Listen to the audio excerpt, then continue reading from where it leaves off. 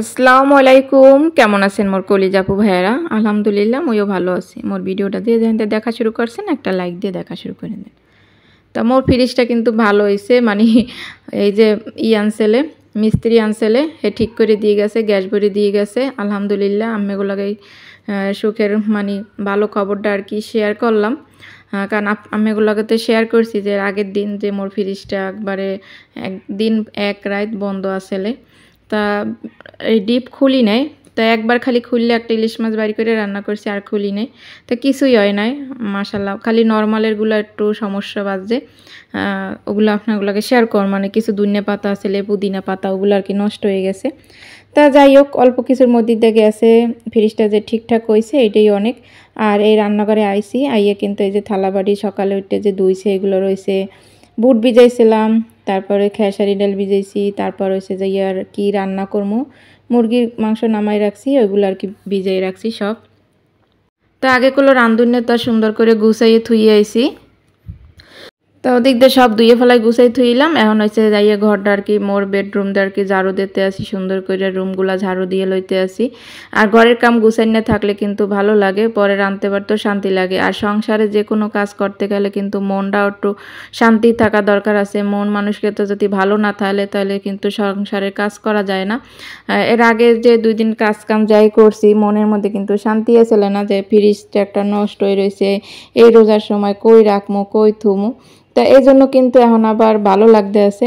ওই যে সংসারে কাজ করতে মন বড় লাগে, আর মন মানসিকতা যদি ভালো থাকে তাহলে কিন্তু সংসারে কাজ কাম করা যায় আর কি। এই জন্য আর কি খুবই ভালো লাগতেছে আজকে যে ওইটা কাজ কাম করতে আসি, ফ্রিজটা ভালো হয়ে গেছে, মানে অনেক ভালো লাগতে আছে। এর লেগে সংসারের কামও কিন্তু মন দিয়ে করতে আসি। শুধু ফ্রিজ নষ্ট হয় না, যে কোনো যেই হোক না কেন গৃহিণীরা মনের মধ্যে যদি অশান্তি থাকে তাহলে কিন্তু সংসারে কিন্তু মন দিয়ে ওইভাবে কাজ করা যায় না। মনটা যদি ভালো থাকে দেখবেন কাজ করতে অনেক মানে সময়ও লাগে না, আর মনে করেন যে একটার পর একটা কাজ করতেই থাই এই আর কি।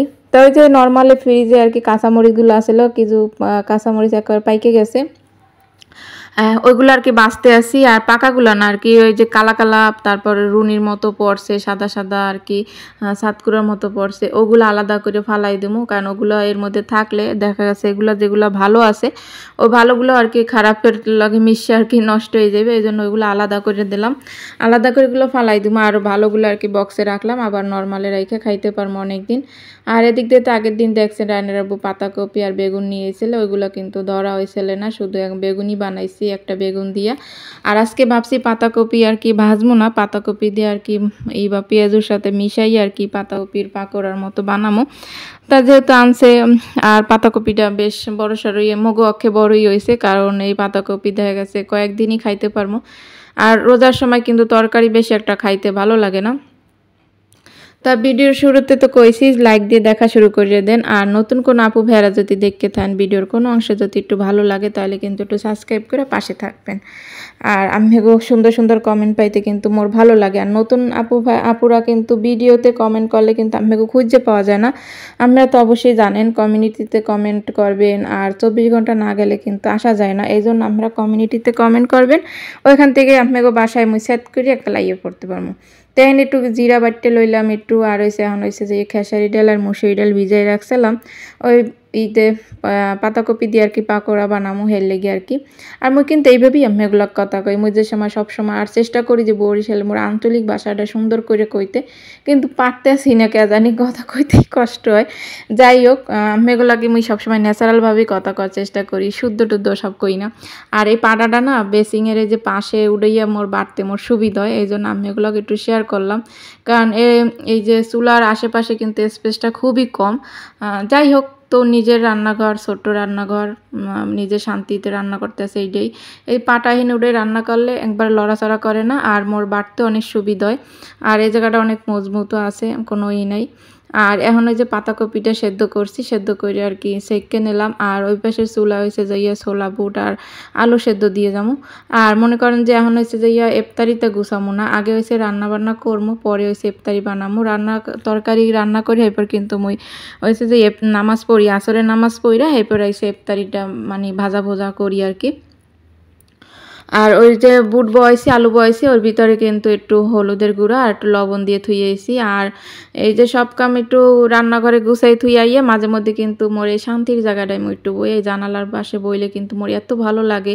হ্যাঁ আমি মানে কইয়ে বুঝাইতে পারবো না, আপনারা যদি মোর বাসায় আন তাহলে বলতে পারবেন খুবই ভালো লাগে। কী জন্য ভালো লাগে, একটু আলো বাতাস, তারপর ওই পাশে একটা নিম গাছ আছে, আম গাছ আছে, ওই যে বাতাসটা আয় আর সারাক্ষণই বাতাস আইতে থাকে, এত ভালো লাগে যা বলার মতো না। দিনের বেলাতে এখন পর্যন্ত ফ্যানই ছাড়ি নেই, রাত্রে জানালা দরজা সবই অফ থাকে, ওই সময় একটু সারা পড়ে। আর এই যে কাপড় চোপড় দিলে শুকাইয়াও যায়, বেশি একবারে টকটকা রোদও পড়ে না, কিন্তু এর ভিতরে কাপড় চোপড় কিন্তু খুবই শুকায়। আর এই যে ফুল গাছ, কাঁচামরিচ গাছ, তুলসী গাছ, এখানেগুলো গাছগুলো যে রাখছি এগুলো সাজাইতে পারি না। এই দেন কাঁচামরিচ সব আর কি গাছ কিনছে। আর এটা কিন্তু আম্মেগুলোকে মুই এই যে নামাজ পড়ি আর কি, জোহরে নামাজ পড়লাম পড়া কিন্তু এরপর আমি এগুলোকে শেয়ার করতে আসি। তারপর একটু কই সবুজ সবুজ গাছপালা দেখলেও মনটা একটু ভালো লাগবে। এই জোহরে নামাজ পড়ার পর কিন্তু লগে লগে রাঁধতে যাই না, মনে করেন এরপর একটু কোরআন শরীফ পড়ি, তারপর একটু বিছনায় গড়াগড়ি করি, গড়াগড়ি করার পরে এরপর এসে যাই চুলার পরে যাই। আর এই পাশে রুমটা ড্রয়িং রুম, যে সামনে রুমটা ওটা কিছুই থোয়া নাই,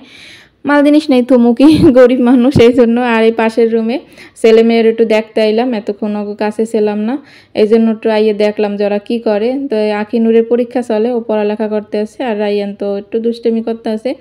যাই হোক ওরা ওই পাশে বেশ ভালোই আছে, মানে সারা শব্দ না পাইলে যাই একটু দেখে যে দুই ভাই বোনে কী করতে আছে। মাঝে মধ্যে টিভি দেয়, আবার ভালো লাগলে পড়াশোনা করে, আবার একটু আমার দ্বারে যায়। তো এতক্ষণ তো ওই যে ঘরে বইয়ে নামাজ পড়ছি, কোরআন শরীফ পড়ছি, এরপরে ওই যে কইলাম গৈরাগড়ি করছি, এই জন্য ওকে খোঁজ নিয়ে আইলাম। আবার কাপড় চোপড়গুলো শুকাই গেছে, ব্যালকনিতে যে কাপড়গুলো ছিল বারান্দায় আর কি, ওইগুলো সব নিয়ে আইছি। আনার পরে এগুলো ভাঁজ করে রাখি। আর সব কিছু রান্দারটা তো গুছাই নিয়েই আছে, অত তাড়া নাই, কারণ মুই কিন্তু সবসময় চেষ্টা করি, মোরা তো ঘরে বাইরে ওই 4 জন, বাচ্চারা 2 জন আর মোরা 2 জন, 4 জন। তা রান্না বান্নার অত চাপ নেই না, কারণ বেশি কিন্তু খাওয়া হয় না, এই জন্য আর কি অল্পকে গুছাই টুসাই থুইয়া এরপর আসরের একদিন সবসময় চেষ্টা করি যে তরকারিগুলো রান্না করে রাখতে, এতে করে যখন আবার আসরে নামাজ পড়িয়া শান্তি মতো নিরিবিলি ইফতারিটা বানান যায়, অত ঝামেলা থাকে না। আর ইফতার করার পর কিন্তু রাঁধতে মনে চায় না। তাই এখন হয়েছে শরবতটা আগে ভিজাই থুয়ে যাই, এরপর হচ্ছে চুলার পরে যাবো। এখন হিসেবগুলি বুসি ভিজাইলাম আর তোকমা ভিজাইলাম। তা এই শরবতটা কিন্তু মোর পোলা মেয়ে খাইতে চায় না, আর লগে এটার লগে ট্যাং দিয়ে খামো। আর এটা লাগে আখের গুঁড়ো আছে, আখের গুঁড়ো আজকে দিব না, চিনি দিয়ে আর কি শরবতটা বানাই নেবে। তো এটা ভিজাই মনে থাকুন আর কি ভিজাই লইলাম, কারণ চুলা পারে গেলে আবার এই শরবতের কথা কিন্তু ভুলে যাবো। আর রায়নের আব্বু যদি তাড়াতাড়ি করে বাসায় আয় তাহলে কিন্তু এই শরবতের কাজটা করে, কিন্তু যেহেতু এখন প্রায় 5:30টার দিকে বাসায় আয়, তা 5:30টার দিকে বাসায় এলে তো ওই সময় শরবত ভিজাই নিয়ে আর কি মনে থাকে না বা তাড়াহুড়ো হয়ে যায়। যাই হোক, আর এখন কিন্তু রাঁধতে আইছি, রাঁধতে বলতে ওই যে মুরগি মাংস নামাই ভিজাই রাখছিলাম, ওইটা আর কি এখন একটু অন্যভাবে রান্না করতে আসি আজকে। যেমন পেঁয়াজ দিয়া সাথে আবার হলুদ মরিচের জিরা গুঁড়ি দিয়া এবার একটু ভাজা ভাজা করতে আসি, এবার উঠাই রাখবো, এরপর মশলা টশলা কষাই এবার রান্না করবো। আজকে একটু অন্যভাবে একটু রান্না করে দেখি, মাশাল্লাহ ওই রান্নাটা অনেক অনেক মজা হয়েছে। প্রতিদিন তো আগে তেলে ভাজি মাছের মতো, এরপর একটু অন্যরকম করলাম। আর এদিক দিয়ে হয়েছে যাইয়া বেগুনি আলুর চাপ ভাজমা, এই জন্য আর কি আলু যে ভেষণটা আর কি গোলাই লইলাম, এটার মধ্যে একটু কালো জিরা দিছি, এরপর হয়েছে একটু জর্দার রং, খাবার সোডা, কর্নফ্লাওয়ার এইসব দিয়ে টিয়ে সুন্দর করে আর কি গোলাইছি। আর এদিক দিয়ে ওই যে মাংসটা ভাজিয়ে রাখছি পেঁয়াজের সাথে, আবার কিন্তু উঠাই রাখছি ওইগুলো, আর সাথে কিন্তু আলু দিমো, আলু না দিলে কিন্তু মগো ঘরে চলে না। আর মশলাটা ভালো করে কষাইয়া আর এই মাংসটা দিয়ে আলু দিয়ে ভালো করে কষাই, আর পাশে কিন্তু গরম পানি দিছি। যে কোনো তরকারি রান্নার ক্ষেত্রে যদি গরম পানি দেওয়া হয় ঝোল হিসেবে তাহলে কিন্তু স্বাদও হয়, আবার তাড়াতাড়ি সেদ্ধও হয় আর কি। আর এদিকে হয়েছে ছোলা বুট একটা কড়াইতে আর কি সুন্দর করে ভাজিয়ে নিতে আছে। আর এই কড়াইগুলো দেখে কেউ আর কি মনে করেন না, খারাপ কিছু মনে করেন না, এই কড়াইটা অনেক আগের কড়াই, কিন্তু কিছু করার নাই, মোর কড়াইয়ের সংখ্যা অনেক কম, একটাই যে মানে ছিদ্র হয়ে গেছে। তার সামনে কিন্তু একটা কড়াই ভাবছি যে কিনবো আর কি। তো এদিক দিয়ে কিন্তু সব ওই যে তরকারি কিন্তু হইয়েও আইছে, এখন হয়েছে যে ইফতারিটা সব এই গুছাই টুসাই থুইয়ে এরপর হয়েছে যে আসরে নামাজ পড়তে যাবো, এরপরে কিন্তু ইফতারি ভাজবো। তা এই যে এখন হয়েছে যে পেঁয়াজুটা বানাবো, এখানে কিন্তু পাতাকপি যে সেদ্ধ করে রাখছে এগুলো কিন্তু সব নিই নাই, কিছু ডিপে রাখে দিমু আর কিছু হয়েছে যে এর লাগে ডাইলের লগে লয়ে লইলাম। এখানে পেঁয়াজ টেস কাঁচামরিচ সব কিছুই দিছি। আর ধনিয়া পাতা নাই, ধনিয়া পাতা থাকলে কিন্তু দিলে আরও ভালো হইতে। আর ওই যে আলু সেদ্ধ দিয়েছিলাম, আলুতে গুনে আর কি আলুর চপের জন্য রাখছি, বেগুন কেটে রয়েছি। আর মাশাল্লাহ তরকারিটাও কিন্তু ইয়ে গেছে এদিকটা, তরকারি কালারটা এত এত সুন্দর হয়েছে আর খাইতেও কিন্তু অনেক মজা হয়েছে। তা রোজার দিনে জানি না যাই রান্ধি সবই কিন্তু বেশি বেশি একটু মজা লাগে, এটা আল্লাহর একটা রহমত। তা ওদিক দিয়ে যে করছি সব কিছু গুছাইয়া রাখছি আর কি ইফতারিতে। এরপর কিন্তু নামাজে গেছিলাম, নামাজ পড়ে আইয়া এরপর কিন্তু ইফতারি ভাজতে বইছি। আর ধনিয়া পাতা কি লেগে দিতে পারি না এটা কইতে ভুলে গেছি। এর আগের ভিডিওতে দেখছিলেন অনেকগুলো ধনিয়া পাতা আনছে, ওই যে কইলাম ফ্রিজ নষ্ট হয়ে গেছিলো, ধনিয়া পাতাগুলো একবারে কালা কালো হয়ে গেছে, ফালাই দিছি পরে। আর বেগুনিগুলো মাশাল্লাহ এত সুন্দর ফুলছে, মধ্যে কিন্তু অনেক ভালো লাগছে আর অনেক মানে মচমচে হয়েছে, খাইতেও কিন্তু অনেক ভালো লাগে। আসলে রোজার মাসে যাই রানবেন, যাই ইফতারির লেগে আয়োজন করেন না কেন, খাইতে কিন্তু অনেক অনেক মজা লাগে। আল্লাহরই রহমত কিন্তু সব কিছু দিয়ে দে, আল্লাহ বরকত দিয়ে দে। আর দেখবেন সব কিছু বেশি বেশি হয় রোজার দিনেই, দেখবেন কোনো জিনিসে আপনার কম হয় না। যাই রান্ধেন ইফতারির লেগে ইফতারি বানান, কোনো কিছু রান্না করেন, ভাত যতই হিসাব করে রান্ধি যে বেশি ভাত থাকলে ওগুলো কে খাইবে, তা ওগুলো নষ্ট হয়ে যাবে, তারপর কি লেগে জানি ভাত খায়, তো আল্লাহরই সব কিছু বরকত দিয়ে দেয়। কারণ মুই সবসময় করে রান্ধি, অগো চেষ্টা করি একটু গরম গরম ভাত রান্ধে দিতে, যারা ওরা দুই ভাই বোনে খাইতে পারে গরম গরম। কিন্তু এরপরও ভাত থাকবে, প্রতিদিন ভাত থাকে। তারপর ইফতারিতেও কিন্তু মাশাল্লাহ ইফতারি করার পরও ওগুলো ইফতারি থাইকে যায়। এত চেষ্টা করি যে কমাই কমাই ভাজমো, প্রতিদিন কিন্তু ভাজাও হয় না, মাঝে মধ্যে আর কি ভাজি আর কি। তা ওই যে হিসাব করে আর কি পারি না, হ্যাঁ পারো থাইকে যায়। রায়নের আখিনুর আর কি ওরা একটু আলুর চাপ বেগুনিটা পছন্দ করে। আর এদিক দিয়ে কিন্তু এই যে পাতাকপির বড়াগুলো আর কি পেঁয়াজগুলো সুন্দর করে তেলের মধ্যে দিয়ে দিছি। আর এই যে কালা করইটা, আসলে তেলের জিনিস ভাজতে গেলে কালো করই ছাড়া কিন্তু হয় না। অনেকে আবার কিন্তু কালো করই দেখলে কমেন্ট করে যে এই খারাপ করই বা নোংরা করই, আসলে এটি ঠিক না। তৈলাক্ত তেলের পিঠা, তেলের ভাজা ভাজা জিনিসই কিন্তু কালো কড়াইতে করতে সুবিধার, ওঠেও ভালো, তেলও কম লাগে। ওটা কিন্তু তেলের একটা দাগ, আর বারবার ওটা কিন্তু ধোয়ার ফালা করলে কিন্তু ওইভাবে ওঠে না। তা ফাইনালি কিন্তু মোরা ইফতার করতে চলে এসেছি, ইফতার করতে আর কি বইয়ে গেছি। আর ইফতারি এবার না রমজান মাসে না ওরকমভাবে ওই যে ঠান্ডা পানি খাওয়া ফ্রিজের ওইভাবে আর কি ওই জিনিসটা লাগতেছে না। আল্লাহরই সব রহমত, এত সুন্দর বাহিরের বাতাস, তারপর আবহাওয়াটা এত ঠান্ডা ঠান্ডা, তাই এই জন্য কিন্তু অনেক অনেক ভালো লাগতে আছে মাশাল্লাহ। আর ইফতারির সময় যে মানে এত আয়োজন হয়ে যায় নিজেও ভাবতে পারি না।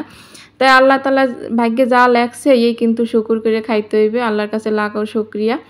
তাই আপনাগুলোকে আবার একটু শেয়ার করলাম। ইফতারি করার পর কিন্তু এশার আজান দিয়ে নামাজ পড়ার ছাড়া কিন্তু খিদা লাগে না। রাত্রের জন্য কিন্তু ওই যে মুরগি মাংস রান্না করছিলাম আর হচ্ছে সাদা পোলাও করছি, এই আসলে খাবার। তা সবাই ভালো থাকবেন, সুস্থ থাকবেন, আল্লাহ হাফেজ।